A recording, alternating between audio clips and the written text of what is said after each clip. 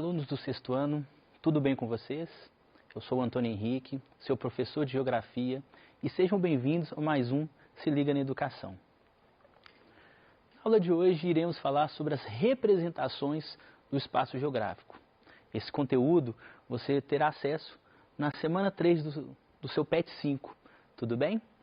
E o que é representar o espaço geográfico e o que são essas representações? Essas representações vão buscar a compreensão e também reconhecer as diferentes formas de representar o espaço geográfico. Ou seja, nós estudamos os mapas nas últimas aulas e percebemos que o mapa ele traz uma visibilidade. Mas também existem outras formas, e formas importantes e que também vale a pena serem estudadas para essa melhor compreensão. Então, vamos lá e conhecer essas representações que vocês vão gostar bastante sexto ano.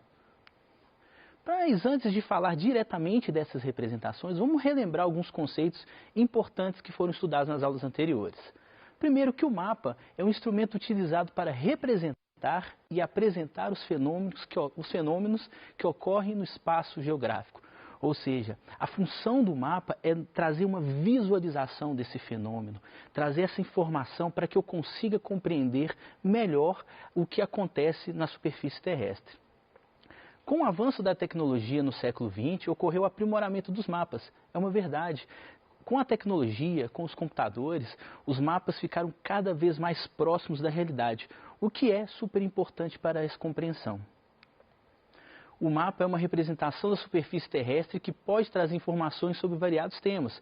Nós vimos que existe mapa político, mapa físico, mapa geológico, ou seja, vários temas, diferentes temas, podem ser estudados através dos mapas. E para ler e interpretar o mapa é preciso analisar os elementos que o compõem: o título, a legenda, a escala, a orientação e a fonte. Bom, aproveitando, vamos fazer uma prática observando o mapa, onde nós podemos entender e achar esses elementos? Então vamos lá.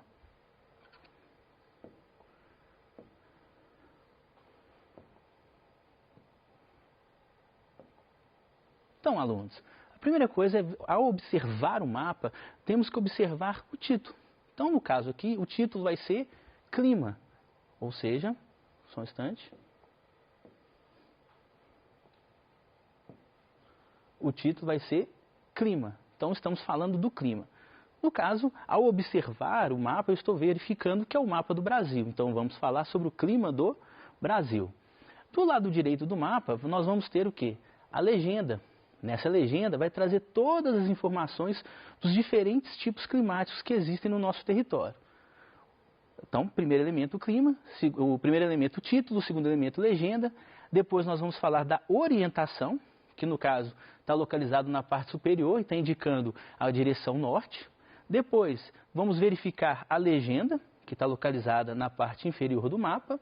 E, por fim, vamos verificar a fonte, ou quem produziu esse mapa, que no caso foi o IBGE, através dos seus dados levantados ao longo do tempo. Então percebam que a partir da observação desses elementos, eu consigo identificar quais são as informações que o mapa quer trazer para mim.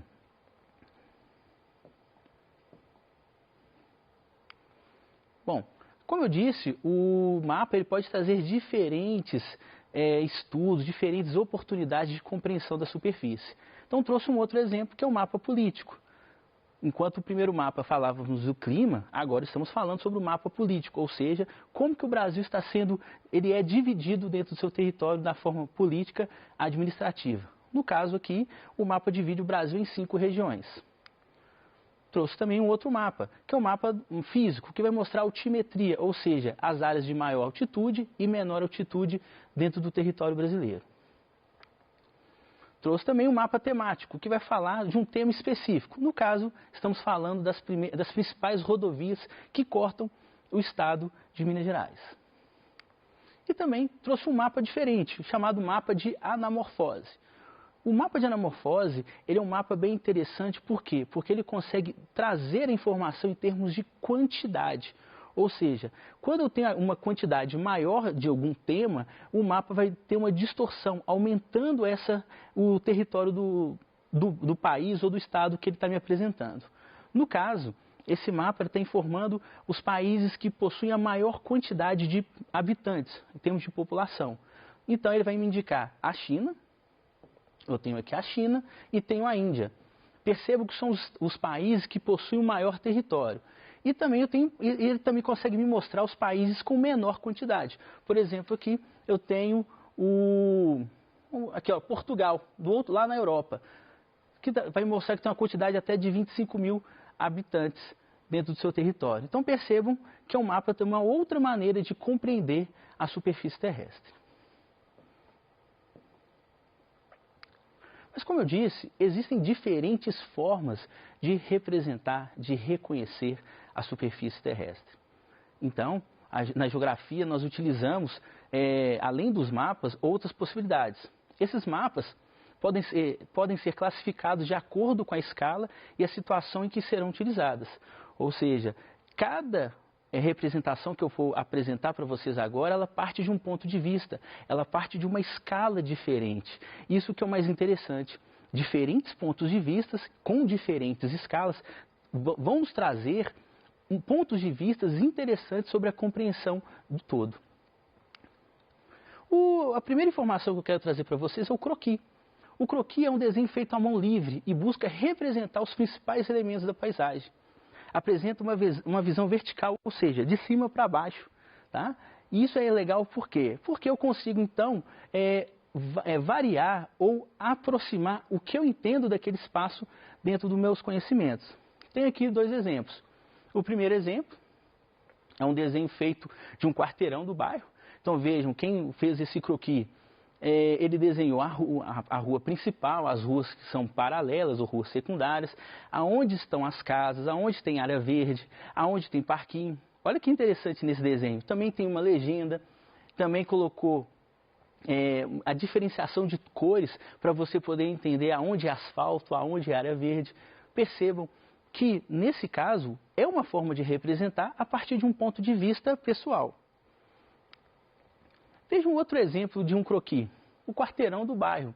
Percebam que, nesse caso, quem produziu o croquis também utilizou de diferentes cores para variar e facilitar o entendimento do espaço geográfico.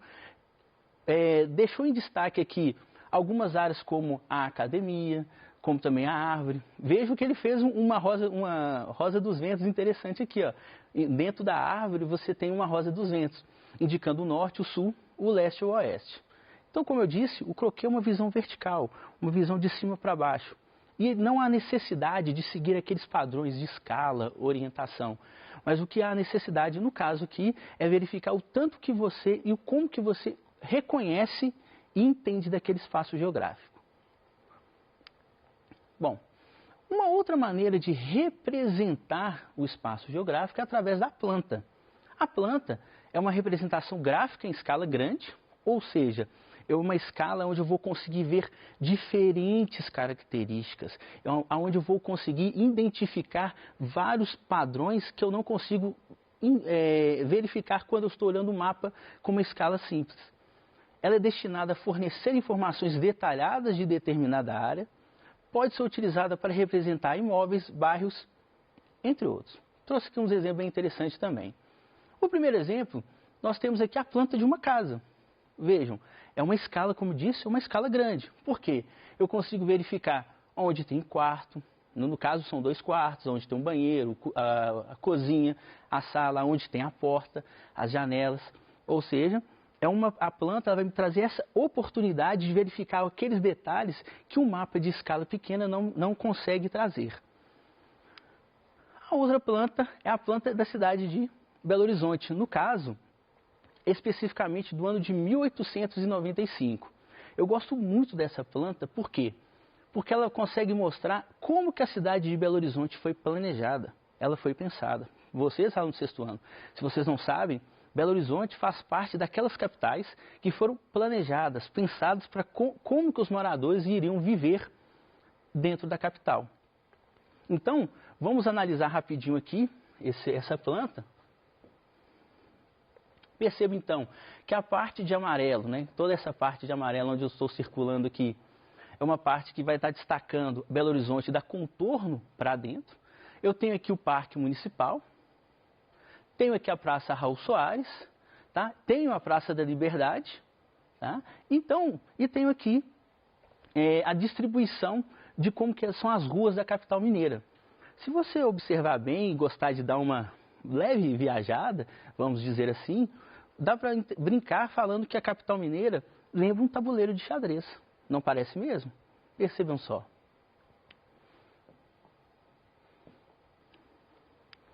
Bom, uma terceira forma de representar o espaço é através da carta.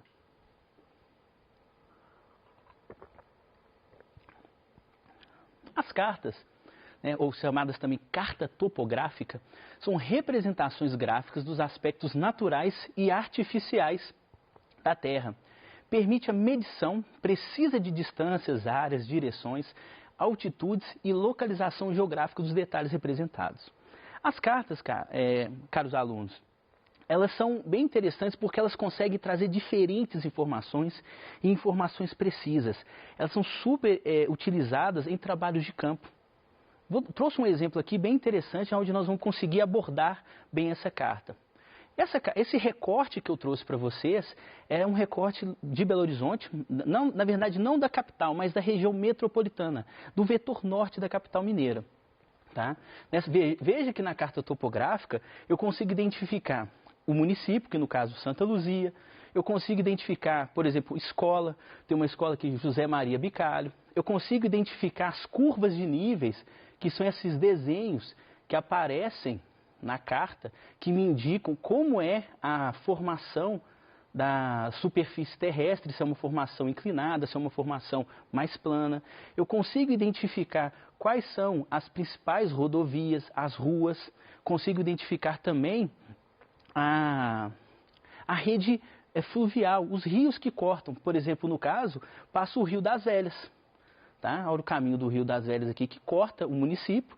E lembrando que o Rio das Velhas é um dos principais afluentes do Rio São Francisco. Então percebo como que a carta topográfica ela consegue trazer diferentes informações. É importante lembrar também que ela traz algumas informações como as latitudes e longitudes também. Ou seja, é uma forma de representar muito dinâmica, muito eficiente e muito completa também.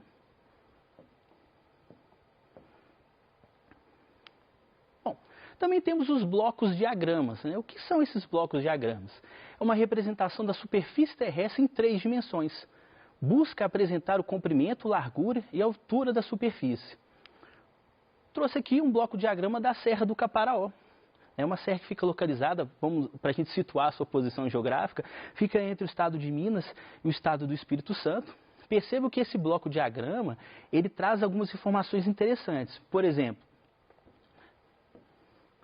traz informação referente à forma da superfície.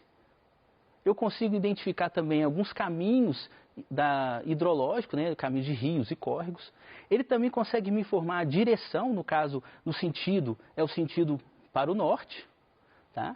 Além disso, ele também traz uma outra informação que são os tipos de rochas. Essas simbologias aqui significam os tipos de rochas que formam essa cadeia, essa formação de serra. Então vejo que o bloco diagrama também traz uma informação, além de ser um recorte interessante, traz uma informação de diferentes aspectos desse espaço geográfico. Um outro exemplo muito utilizado, e talvez vocês no seu livro do 6º ano, no seu PET também, você já teve a oportunidade de ver, blocos diagramas que gostam de representar a superfície terrestre através do ponto de vista geológico, através das placas tectônicas.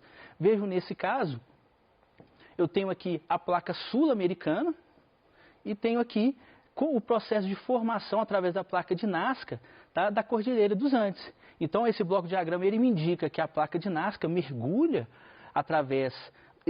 no manto, formando um processo de subducção, e nesse processo eu tenho a formação da Cordilheira dos Andes, que é considerada uma das principais cordilheiras do mundo, e a cordilheira que está localizada na América do Sul. Tá, ok?